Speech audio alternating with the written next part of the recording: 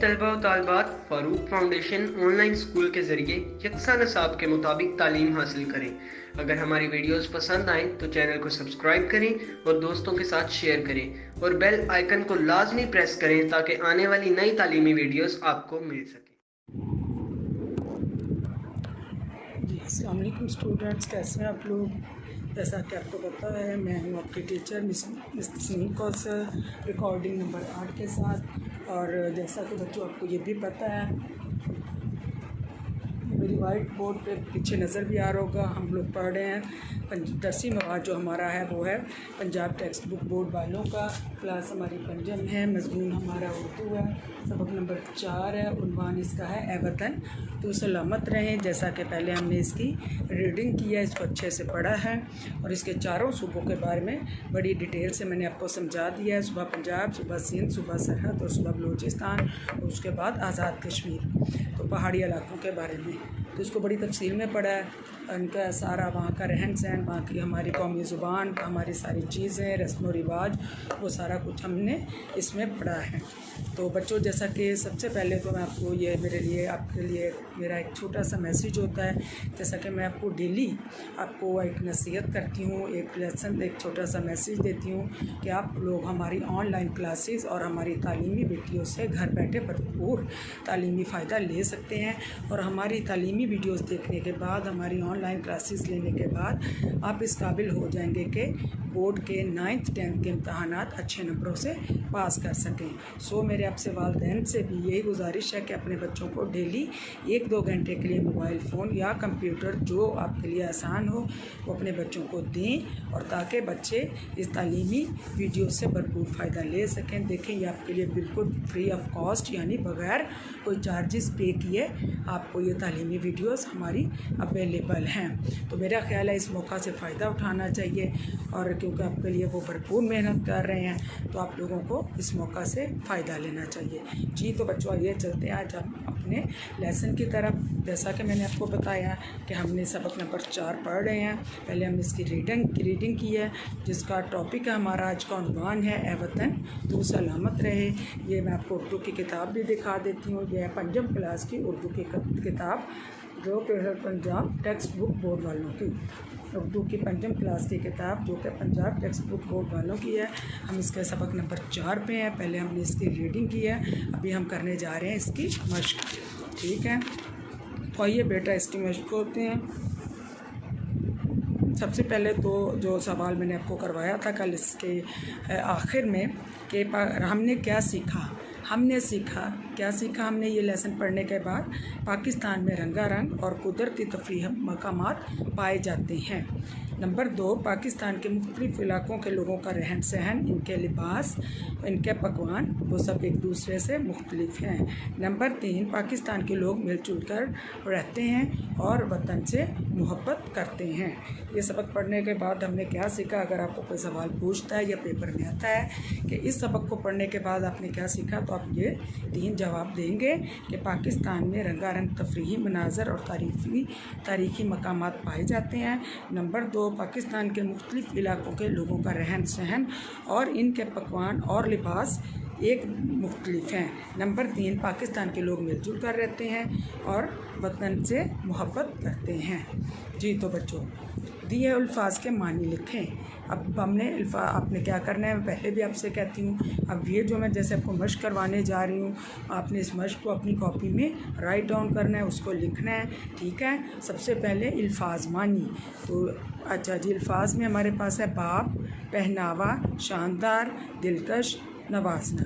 अच्छा, बाब मीन क्या होता है, दरवाज़ा, जैसे हमने पढ़ा था ना बाब खैबर, और वैसे भी अरबी में दरवाज़े को बाब कहते हैं। बाब मीन दरवाज़ा। पहनावा लिबास जो हम पहनते हैं। उसके बाद है शानदार, इसका मानी है आली शान, खुशनुमा। उसके बाद है दिलकश, मानी है इसका पसंदीदा। दिलकश का मानी क्या है, पसंदीदा, दिल को खींचने वाला। नवाजना, मेहरबानी करना। नवाजना का मानी मेहरबानी करना। अच्छा, उसके बाद आ गया स्याह, सैर करने वाला। कहते हैं ना कि बहुत सारे सयाह मरी आते हैं, बहुत सारे सयाह उधर जाते हैं मैदानी इलाकों में जो सैर व सियाहत के लिए आए, ताकि उनको क्या कहते हैं, सयाह, जिनको सियाहत का शौक़ हो। अच्छा जी, उसके बाद है शनाख्त। शनाख्त मीन क्या होता है, पहचान। शनाख्त मीन पहचान। लुत्फ़ मज़ा, लुत्फ़ का मानी मज़ा। अच्छा जी, उसके बाद है मुनफरिद। मुनफरिद जदीद अनोखा, मुनफरिद जदीद अनोखा। जन्नत नज़ीर, जन्नत जैसा। जन्नत नज़ीर, जन्नत जैसा। नज़ीर कहते हैं मिसाल को, जो जन्नत नज़ीर, जन्नत जैसा, जन्नत की तरह। ठीक है, ये हो गए अल्फाज मानी। ये सबसे पहले आप ऐसे आपने जब भी इसकी मशक करनी है, कॉपी में अपने लाइंस लगानी है। ठीक है, वो बॉक्सेस बना के एक साइड पे अपने अल्फाज लिखने हैं, सामने उसके मानी लिखते जाना है जी।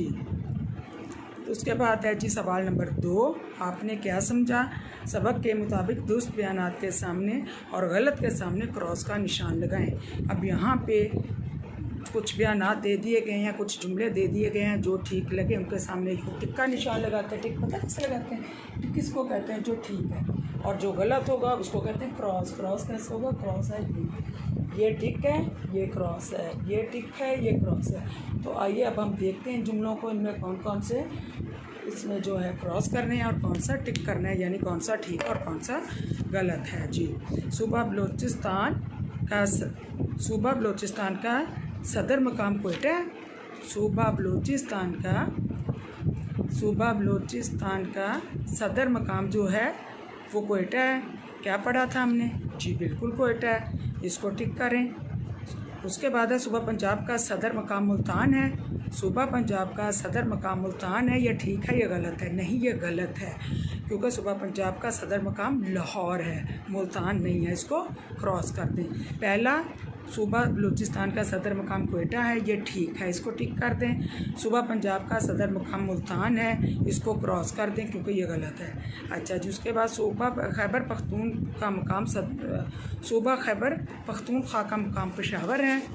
क्या है? क्या पढ़ा था हमने? सूबा पख्तूनख्वा का मकाम जो है, सूबा पख्तूनख्वा का मकाम क्या है? पेशावर है, ये ठीक है, इसको टिक कर दें। सूबा सिंध का सदर मकाम कराची है। जी बिल्कुल कराची है, इसको भी टिक कर दें। आज़ाद कश्मीर का सदर मकाम चनार है। नहीं, ये गलत है। आज़ाद कश्मीर का सदर मकाम मुजफ्फराबाद है, इसको भी क्रॉस कर दें। गिलगित बल्तिस्तान का सदर मुकाम गिलगित है। गिलगित बल्तिस्तान का सदर मुकाम गिलगित है। जी गिलगित है, इसको भी टिक कर दें। तो पहले सूबा बलूचिस्तान का सदर मुकाम कोयटा है, ये ठीक है, इसको टिक करें। सूबा पंजाब का सदर मुकाम मुल्तान है, इसको क्रॉस कर दें। सूबा खैबर पख्तूनख्वा का मुकाम पेशावर है, इसको भी टिक कर दें। सूबा सिंध का सदर मुकाम कराची है, इसको भी टिक कर दें। आज़ाद कश्मीर का मुकाम चनार है, इसको क्रॉस कर दें। गिलगित बल्तिस्तान का सदर मुकाम गिलगित है, इसको भी टिक कर दें क्योंकि ये भी ठीक है जी। तो सबक नंबर 3, सबक के मुताबिक दुरुस्त जवाब की निशानदही दायरा लगा कर करें। तो अब फिर सवाल नंबर 3 आगे हमारे पास यहाँ पे भी उन्होंने हमें 2 ऑप्शंस दे दी हैं। जो ठीक होगा उसको हमने सर्कल कर देना, यूँ उसके गिर्द ऐसे करके हमने क्या करना है, ऐसे दायरा लगा देना है कि ये वाला ठीक है। ठीक है, तो इसमें नंबर 1 है, सबसे पहले है कायदे आज़म रहमतुल्लाह अलैह ने अपनी ज़िंदगी के आखिरी अयाम गुजारे। कहाँ गुजारे थे? सवात में, कराची में, ज़ियारत में या फिर मुल्तान में। कहाँ गुजारे थे कायदे आज़म ने अपने आखिरी अयाम? जैसा कि हमने पढ़ा था, कायदे आज़म ने अपने ज़िंदगी के आखिरी अंजाम जो थे उनके अयाम वो कहाँ गुजारे थे? कहाँ गुजारे थे उन्होंने? कायदे आज़म ने अपनी ज़िंदगी के आखिरी अयाम ज़ियारत में गुजारे थे, सवात में गुजारे थे, कराची में गुजारे थे या फिर मुल्तान में गुजारे थे। कहाँ गुजारे थे? ज़ियारत को क्रॉस कर दें, ज़ियारत को क्रॉस कर दें। उसके बाद है हन्ना सैफुल मलूक और छोटा गिल्ला नाम है। हन्ना सैफुल मलूक और छोटा गिल्ला नाम है, किसके नाम है? अब हमारे पास ऑप्शन है, आबशारों के नाम हैं, झीलों के नाम हैं, चश्मों के नाम हैं या फिर नदियों के नाम हैं। झीलों के किसके नाम हैं? हन्ना, सैफुल मलूक, छोटा गिला, झीलों के नाम है। झीलों के इसको सर्कल करते हैं। उसके बाद दिलकश नज़ारों और ख़ूबसूरती की वजह से जन्नत नज़ीर कहा जाता है। किसे कहा जाता है? मरी को, सिंदूर को, कागान को या फिर कश्मीर को। जन्नत नज़ीर किसे कहा जाता है? कश्मीर को जन्नत नज़ीर कहा जाता है। इसको सर्कल करते हैं। उसके बाद है बाब खैबर वाक़या है, कहाँ वाक़या है? और इसमें हमारे पास 4 ऑप्शंस हैं। सूबा सिंध में है, सूबा खैबर पख्तूनख्वा में है, सूबा पंजाब या फिर सूबा बलूचिस्तान में। तो बाब खैबर कहाँ वाक़या है? सूबा खैबर पख्तूनख्वा में, सूबा खैबर पख्तूनख्वा में। इसको सर्कल करते हैं। अच्छा जी, पोलो मैच के खिलाड़ी सवार होते हैं। कहाँ सवार? हमारे पास ऑप्शन है इसमें 4, बैलों पर, ऊँटों पर, खच्चरों पर या फिर घोड़ों पर। बैलों पर, ऊँटों पर, खच्चरों पर या फिर घोड़ों पर। जो पोलो है ना, वो कहाँ पर, किस पे बैठ के खेला जाता है? घोड़ों पर। तो घोड़ों पर इसको आप जो है वो सर्कल करते हैं। ठीक है, फिर इसको मैं आपको बता देती हूँ कि कायद-ए-आज़म रहमतुल्लाह ने अपनी ज़िंदगी के आखिरी अयाम गुजारे ज़ियारत में। ठीक है, इसको सर्कल कर दें। दूसरा है हन्ना, सैफुल मलूक, छोटा गिल्ला, नाम है झीलों के। इसको आप सर्कल करते हैं। उसके बाद है दिलकश नज़ारों ख़ूबसूरती की वजह से जन्नत नज़ीर कहा जाता है कश्मीर। इसको सर्कल करना है। बाब खैबर वाक़या है सूबा खैबर पख्तूनख्वा में। इसको सर्कल कर दें। पोलो के खिलाड़ी सवार होते हैं घोड़ों पर। इसको सर्कल कर दें। ये हमारा सवाल नंबर 3 हो गया मुकम्मल। अब चलते हैं सवाल नंबर 4 पे। दिए हुए सवालों के जवाब लिखें। सवाल नंबर 1 है किस्सा खानी बाज़ार कहाँ वाक़या और इसकी वजह शोहरत क्या है? जैसा कि हमने इस सबक में पढ़ा था कि किस्सा खानी बाज़ार जो है वो पेशावर में वाक़या है। और ये मशहूर क्यों है? क्योंकि पुराने वक्तों में वहाँ पे लोग बैठकर किस्से कहानियाँ सुनाया करते थे। किस्सा खानी बाज़ार पेशावर में वाक़या है और ये इसकी मशहूरी की वजह है, इसके मशहूर होने की वजह है कि पुराने वक्तों में लोग वहाँ पे बैठकर किस्से कहानियाँ सुनाया करते थे। अच्छा जी, वो कहते हैं लाहौर की 3 तारीख़ी इमारत में से 3 इमारतों के नाम लिखें। तो लाहौर में तारीख़ी इमारतें जो हैं उनमें से 3 के हमने नाम बताने हैं।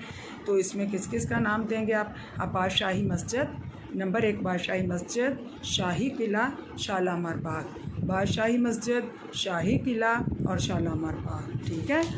सवाल नंबर 3 है रकबे के लिहाज से पाकिस्तान का सबसे बड़ा सूबा और आबादी के लिहाज से सबसे पाकिस्तान का बड़ा शहर कौन सा है? आबादी के लिहाज से पाकिस्तान का सबसे बड़ा सूबा सिंध है और आबादी के लिहाज से पाकिस्तान का जो सबसे बड़ा शहर है वो कराची है। ठीक है। अच्छा जी, उसके बाद है गिलगित बल्तिस्तान की सबसे ख़ास बात क्या है? गिलगित बल्तिस्तान की जो सबसे ख़ास बात है वो क्या है? वो ख़ास बात ये है कि यहाँ पे एक मेला लगता है जिसको कहते हैं मेला सिंदूर। और यहाँ पे हज़ारों लोग ये मेला देखने, यहाँ पे सयाह जो है वहाँ पे इस मेले को देखने रुक करते हैं। उसके बाद है जी कश्मीर। सवाल नंबर 5। सवाल नंबर 5, कश्मीर की रवायती खाने और मशहूर पहनावे कौन कौन से हैं? कश्मीर के कौन से हैं? वहाँ पे उम्दा कढ़ाई वाले चोगे पहने जाते हैं और उनकी कश्मीरी शालें बहुत मशहूर हैं। और वहाँ पे कुश्ताबा यहाँ के ताफ्तान और कुश्ताबा यहाँ के मशहूर खाने हैं। और वहाँ पे कढ़ाई वाले कपड़े पहने जाते हैं और कढ़ाई वाली कश्मीरी चादरें जो हैं वो बहुत मशहूर हैं। हाँ जी, आखिरी सवाल है पाकिस्तान में रहने वाले लोगों में कौन सी बातें मुश्तरक हैं? कोई 3 बताएं। पाकिस्तान के लोगों की वो कहते हैं कोई मुश्तरक बातें बताएं। एक तो पाकिस्तान हमारी जो कौमी ज़ुबान है वो उर्दू है और पाकिस्तान के लोग आपस में मिलजुल के रहने वाले हैं। पाकिस्तान के लोग प्यार मोहब्बत वाले हैं। पाकिस्तान के लोग जो हैं वो अपने वतन से मोहब्बत करते हैं। ठीक है, ये हो गए हमारे सवालों के जवाब। मिलकर करें बात। अपने वतन से मुतल्लक अपनी पसंदीदा नज़्म, तराना या नगमा अपने साथियों को सुनाएं और पसंदीदगी की वजह सुनाएं। अब कहते हैं दी हुई तस्वीरें गौर से देखें और इसके बारे में मुख्तसरीन बताएं। अब ये देखें, ये यहाँ पे कुछ तस्वीरें हैं ये दिखाइए, अगर आपको नज़र आ रही हो मैं आपको दिखा सकूं। वो कहते हैं कि आप ये देखें, गौर से देखें और फिर इनके बारे में बताएं। तो ये इस्लामाबाद में फैसल मस्जिद की तस्वीर दिखाई गई है, ठीक है। ये इस्लामाबाद में फैसल मस्जिद की तस्वीर है। उसके बाद ये नीचे हॉकी की तस्वीर है, क्योंकि पाकिस्तान में हॉकी भी जो है पाकिस्तान वालों के हमारा कौमी खेल है और बड़ा ये मशहूर खेल है। तो इस तरह की तस्वीर लेके आप जब भी कोई ऐसा चैप्टर पढ़ते हैं तो अपनी कॉपी पे वो साथ साथ लगाया करें, उससे बड़ा अच्छा इम्प्रेशन पड़ता है, ठीक है। सवाल नंबर 7 पे आ जाए, लफ्ज़ों का खेल। अब हमारे पास आ गया सवाल नंबर 7, लफ्ज़ों का खेल। अच्छा जी, दिए हुए मौमे के मुताबिक पाकिस्तान के चंद शहरों के नाम छुपे हैं, इन्हें तलाश करके इनके गिर्द दायरा लगाएं और दी हुई जगह में लिखें, ठीक है। ये यहाँ पे उन्होंने वो कहते हैं कुछ शहरों के नाम जो यहाँ पे दिए गए हैं, आपने क्या करना है, उनको लिखना है, ठीक है। सबसे पहले अच्छा हम लिखते हैं यहाँ पे नंबर 1 लाम। ये देखो, ये तोड़ के उन्होंने अलिफ से ये तक लिख दिए हैं, ठीक है। अब इसमें से हमने इनको जोड़ के तलाश करके यहाँ पे लिखना है जी। लाहौर, लाम अलिफ ला हे वा हो रे लाहौर। उसके बाद आ जाएं पेशावर, पेशावर, अच्छा जी। उसके बाद आ जाएं कराची, काफ रे अलिफ्रा चे ये ची, कराची, ठीक है, कराची। उसके बाद आ जाएं जी गिलगित, गाफ लाम गाफ ते, गिलगित, लाहौर, कराची, गिलगित। उसके बाद है जी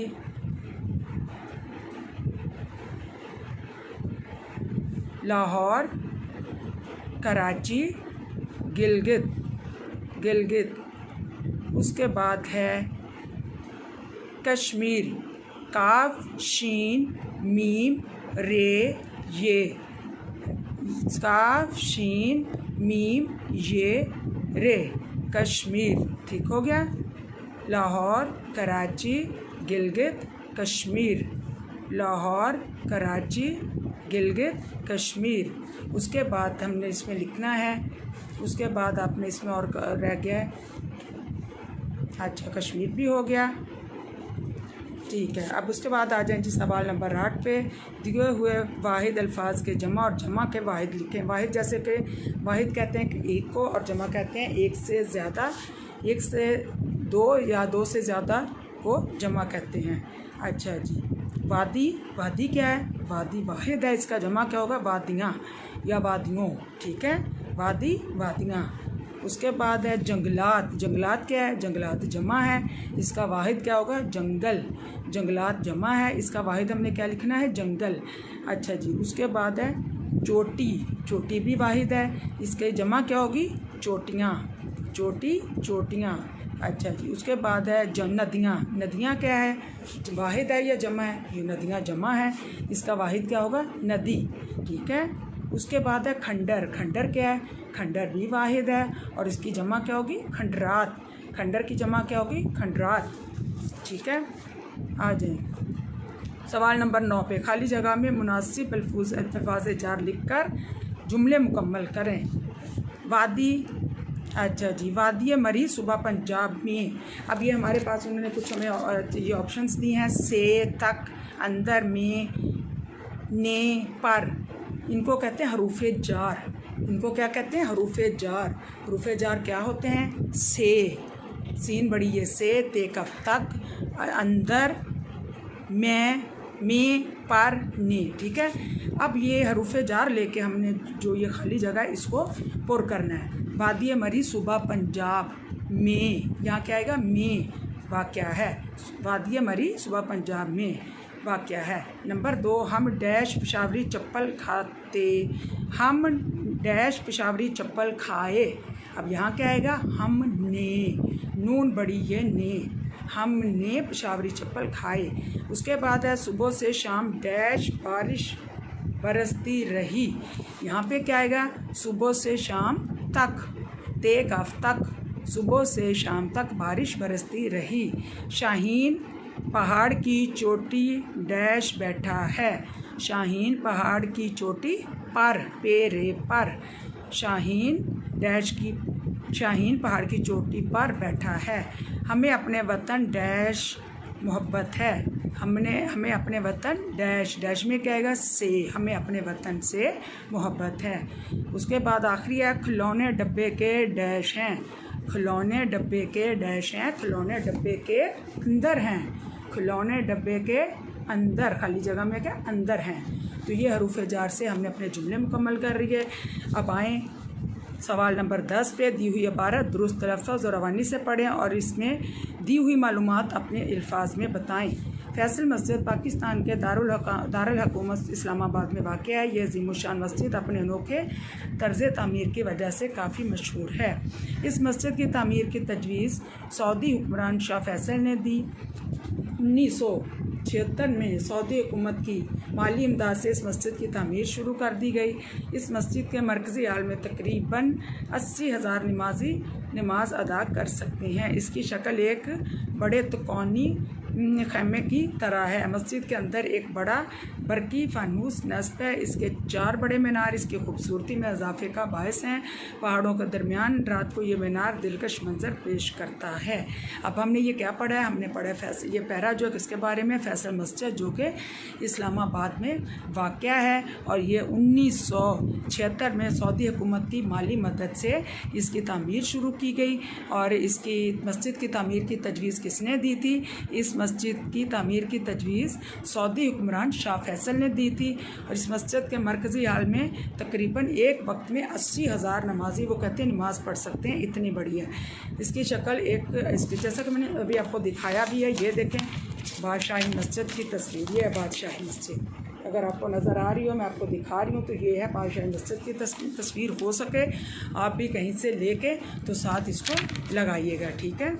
और मस्जिद के अंदर एक बड़ा बरकी फानूस नस्ब है। इसके 4 बड़े मीनार इसकी खूबसूरती में इजाफे का बायस है। इसके बहुत बड़े बड़े 4 मीनार हैं जो कि मस्जिद की खूबसूरती में जिन्होंने 4 चांद लगा दिए हैं। पहाड़ों के दरमियान ये रात को बहुत दिलकश मंजर पेश करते हैं। कभी इस्लामाबाद जाने का मौका मिले तो आप ये बादशाही मस्जिद ज़रूर ये फैसल मस्जिद ज़रूर देखिएगा जी। कुछ नया सीखें। अपने सूबे के बारे में एक मालूमाती पैराग्राफ लिखें। अपनी किसी पसंदीदा जगह के सफ़र के बारे में मुख्तसरन लिखें और पसंदीदगी की वजह भी बताएं। अब आपने सूबा पंजाब के बारे में लिखना है कि हम सूबा पंजाब में रहते हैं। सूबा पंजाब में जो जो चीज़ें मशहूर हैं, जो जो तारीख़ी मकामात हैं, साथ उनको भी मेंशन करना है। एक छोटे से पैराग्राफ की शक्ल में आपने इसको लिखना है। और अगर आपको कोई जगह बहुत पसंद है तो आपने वो जगह का बारे में लिखना है। और आपने ये भी लिखना है कि मुझे ये जगह क्यों पसंद है। बस ये अपने छोटे छोटे पैराग्राफ अपनी कॉपी में लिखने हैं, ठीक है।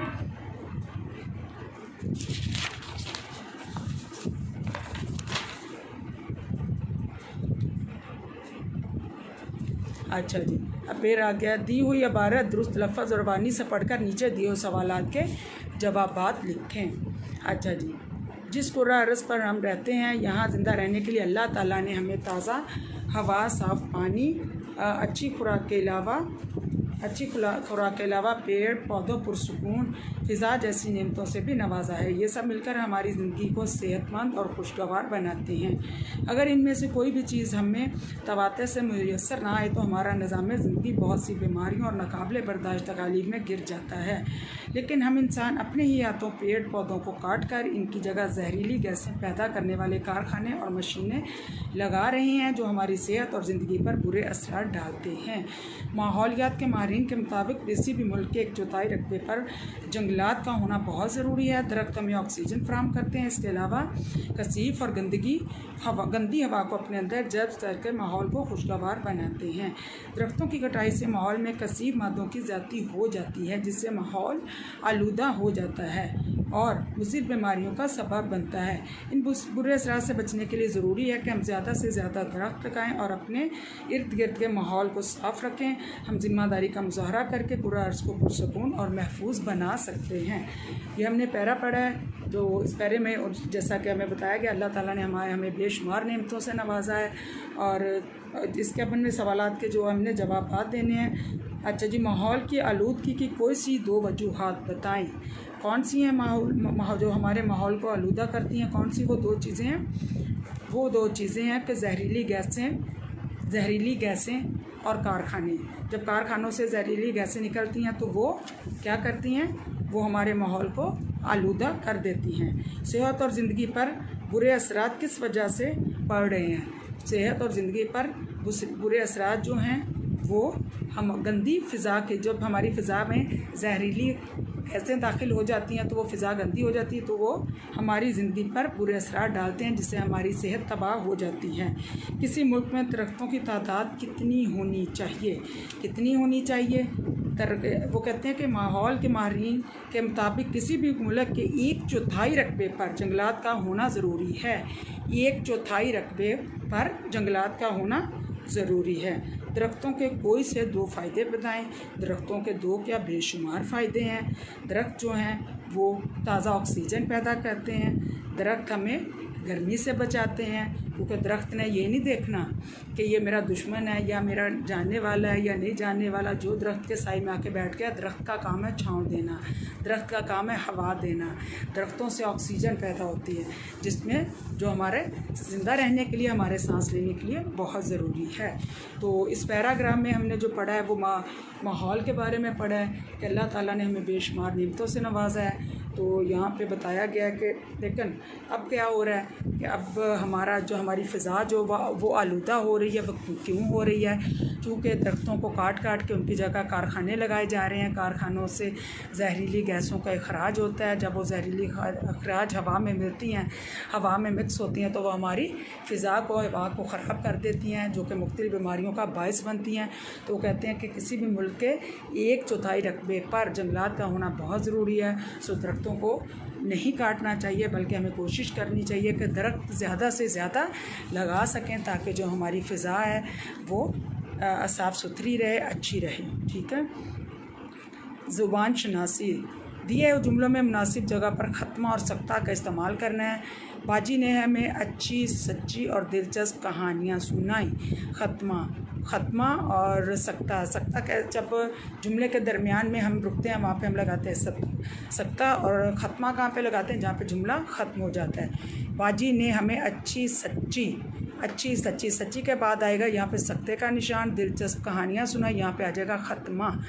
अच्छा जी। तौहीद नंबर 2, तौहीद नमाज, रोज़ा, ज़कात, हज दीन इस्लाम के रुकन हैं। तौहीद, नमाज, रोज़ा, ज़कात, यहाँ पे सख्ता और हज दीन के अरकान है। यहाँ पर आएगा ख़त्मा, क्योंकि यहाँ पे ख़त्म हो गया है। मेरे पास किताब, कापी, कलम और पेंसिल तराश है। मेरे पास किताब, कापी, कलम के बाद सख्ता और पेंसिल तराश है, यहाँ लगेगा ख़त्मा। अच्छा जी। आखिरी है, चिड़ियाघर में हिरन, हाथी, ज़राफ़ा और ऊँट भी था। चिड़ियाघर में हिरन, हाथी, ज़राफ़ा, अब यहाँ पे सख्ता लगाएं, और ऊँट भी था, यहाँ पे लग जाएगा ख़त्मा। ठीक है। अब आ जाएँ जी। मुनासिब हरूफ़ जार का इस्तेमाल करते हुए खाली जगह पुर करें, जैसा कि पहले भी हमने किया है। हरूफ़ जार क्या कौन कौन से होते हैं? पर, तक, बाहर, के, में, से। ठीक है। भाईजान बाज़ार में आए, बाज़ार से आए, से लगेगा यहाँ पे। इन डैश, इनके, यहाँ पे लगेगा इनके हाथ में, इनके हाथ डैश, इनके हाथ में एक थैला था। उन्होंने वो थैला मेज़ डैश रखा, उन्होंने वो थैला मेज़ पर, यहाँ पे क्या आएगा? पर रखा। और कमरे से डैश चले गए, और कमरे से बाहर चले गए। उन्होंने बताया कि बाज़ार से घर डैश बहुत रश था। उन्होंने बताया कि बाज़ार से घर तक, यहाँ क्या आएगा? तक, बहुत रश था। ठीक हो गया। अच्छा जी। दिए हुए वाहिद अल्फाज के जमा और जमा अल्फाज के वाहिद लिखें। फिर वाहिद और जमा आ गए हैं। अखबारात, अखबार, हैवानात, हैवान, तजर्बात, तजर्बा, रस्सी, रस्सियाँ, लकड़ी, लकड़ियाँ, कंगी, कंगियाँ। अखबारात क्या हैं? अखबारात हैं जमा, और इसकी वाहिद क्या होगा? इसकी वाहिद होगी अखबार। हैवानात क्या है? जमा है, इसका वाहिद होगा हैवान। तजर्बात भी जमा है, इसका जो वाहिद होगा तजर्बा। रस्सी क्या है? रस्सी वाहिद है, इसकी जमा रस्सियाँ या रस्सियों। अच्छा जी, लकड़ी क्या है? लकड़ी वाहिद है, इसकी जमा क्या होगी? लकड़ियों या लकड़ियाँ। कंगी, कंगी भी वाहिद है, इसकी जमा क्या है? कंगियाँ या कंगियों। ठीक हो गया।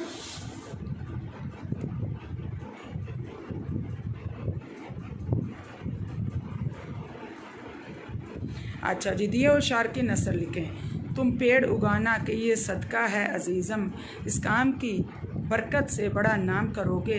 एक रोज़ मेरे बेटे इस पेड़ सबब तुम फल खा सकोगे, असाई में आराम करोगे।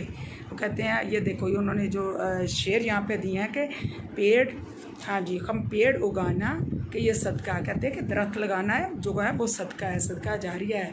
क्यों सदका? इस काम की बरकत से बड़ा नाम करोगे। कहते हैं अगर तुम ये काम करोगे, दरख्त लगाओगे, तो तुम्हारा बड़ा नाम बड़ा रोशन होगा, तुम्हें बहुत कामयाबियाँ मिलेंगी। एक रोज़ मेरे बेटे इस पेड़ सबब तुम, वो कहते हैं इसी दरख्त के बदले, इसी के सबब फल खा सकोगे, साए में आराम करोगे। दरख्त लगाओगे तो इसके सबब तुम्हें क्या मिलेगा? इसके बदले तुम्हें फल मिलेगा, इसके बदले तुम्हें साया मिलेगा। चूँकि फल भी आपको पता है दरख्तों पे लगते हैं, और साया कौन देता है? वो भी दरख्त ही देते हैं। तो वो कहते हैं कि इसके बदले तुम्हें राहत मिलेगी, तुम्हें फल मिलेंगे जो तुम खा सकोगे, और जो तुम्हें साया मिलेगा उसमें तुम्हें राहत सुकून मिलेगा। ठीक है। अल्लाह ताला की अता की 5 नेमतों के नाम और उनकी ज़रूरियत और अहमियत के बारे में लिखें। अल्लाह ताला ने हमें जो बेशुमार नेमतें दी हैं, तो इसमें से 5 नेमतों के बारे में आपने लिखना है, जैसे कि हवा, पानी, खुराक, दरख्त और पहाड़। और अब ये 5 नेमतों के नाम लिखने हैं। खुराक हमारी ज़रूरत है, पानी और हवा के बगैर हम ज़िंदा नहीं रह सकते। ठीक है। दरख्त जो है वो हमें साया फ्राहम करते हैं, हमें ऑक्सीजन देते हैं, हमें खाने को देते हैं। तो ये आपने 5 चीज़ों के नाम लिख के सामने इनका जो लिख देना कि हमें इनके क्या क्या फ़ायदे हैं। ठीक है बच्चों, तो ये हमारा हो गया आज का सबक नंबर 4 मुकम्मल, जिसका उन्वान था ए वतन तू सलामत रहे। ए वतन तू सलामत रहे, सबक नंबर 4। पहले हमने इसकी स्लीज़ की, इसकी नसर की, इसको तफसील से पढ़ा। उसके बाद आज हमने क्या किया है, इसकी मश्क जो है वो भी मुकम्मल कर लिया। तो आज हमारा सबक नंबर 4 ए वतन तू सलामत रहे वो पूरा हो गया है। अब आपने बच्चों, जो आज मैंने आपको मश्क करवाई है, आपने क्या करना है, आपने ये मश्क जो अपनी कॉपी में राइट डाउन करनी है। मैं रोज़ आपसे कहती हूँ ये मश्क आपने मिस नहीं करनी है। ठीक है। इसको अपनी कॉपी में लिखना है। जितने सवालात मैंने आपको तफसील से करवाए हैं, ये सारे सवालात और उनके जवाबात आपने नंबर वाइज अपनी कॉपी में करने हैं। ये आपका बाकायदा होमवर्क होगा और आपका होमवर्क प्रॉपर चेक भी होगा। जब आप मश्क अच्छी तरह से कर लेंगे ना और अपनी कॉपी पे उसको करेंगे, तो बेटा यूँ समझे कि ये आपके एग्ज़ाम्स की तैयारी है। तो ये आपने करनी है, और मैं आपसे रोज़ रिक्वेस्ट करती हूँ। ये फिर मैं आपको दिखा देती हूँ, उर्दू की 5वीं क्लास की किताब है। इसके आज सबक नंबर 4 जो है वो हम कंप्लीट कर चुके हैं। अब इंशाल्लाह कल मैं आपके पास आऊँगी सबक नंबर 5 के साथ, जिसका उन्वान है जो वादा करो सो पूरा करो। ठीक है।